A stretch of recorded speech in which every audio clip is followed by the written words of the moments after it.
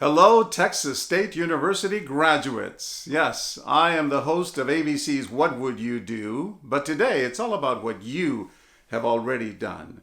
Congratulations to this class of 2020. This is a huge milestone, clearly, in your lives, and you should all be very proud of yourselves. It's a real tribute to your perseverance, to your determination, and as we say in Spanish, to your ganas, the strength to carry on against all odds. I know all too well what it's like to struggle and to have to overcome hurdles. I was a kid born and raised in the barrio on the west side of San Antonio, the kid who had to shine shoes in bars for 10 cents a pair to help out his family. And then we picked cherries in Michigan and tomatoes in Ohio as migrant farm workers. I couldn't even speak English when I first entered public school. But like you, I had my pocket full of dreams, and I was taught by my mother Maria that I was just as good as everyone else, no matter what side of the tracks I was born on. As hard as it was to do, I vowed to myself that nothing would ever hold me back, and that someday I would make my mother Maria proud, as well as the rest of my family.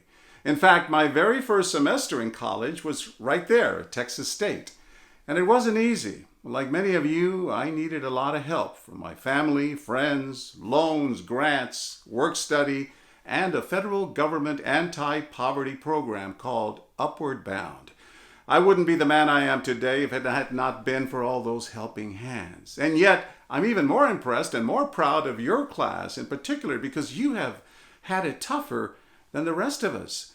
These are difficult times in our nation and around the world as we grapple with the COVID-19 pandemic.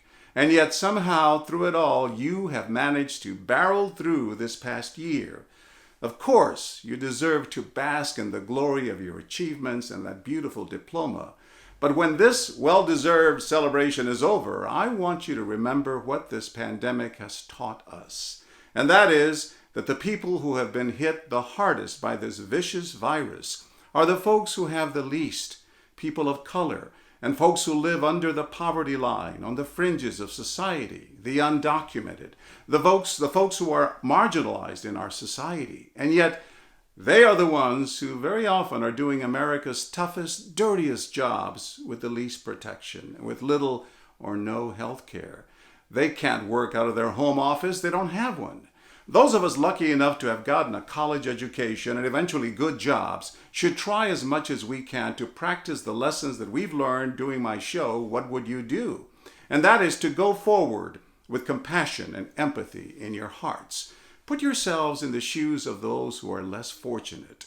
Give a voice to people who don't have a voice. Sound the alarm when you witness injustice. You know, someone once told me that when you step into that elevator of success and get to the top level, don't forget to push the button and send that elevator back down again for those still left behind. Better yet, maybe you go down there yourself and help pull them up.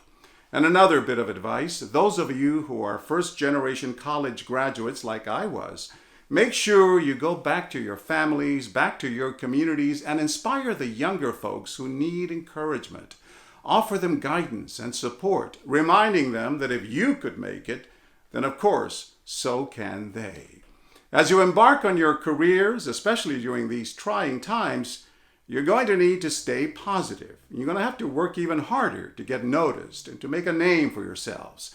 That means you probably will have to develop a tough skin. You'll stumble there at the beginning, and you may not be able to get your dream job right away. In fact, you probably won't. But that's okay. I can show you 80 letters of rejection that I got when I was first trying to break into television news. It seemed no one was willing to take a chance on me. But I never gave up. I never took no for the ultimate answer. I followed the wise advice that someone once gave me. They said to me, if you don't go after what you want, you'll never have it. If you don't ask, the answer will always be no. And if you don't step forward, you will always remain in the same place. Never, ever stop stepping forward and believing in yourselves and shooting for the stars. Congratulations, class of 2020. We're incredibly proud of you.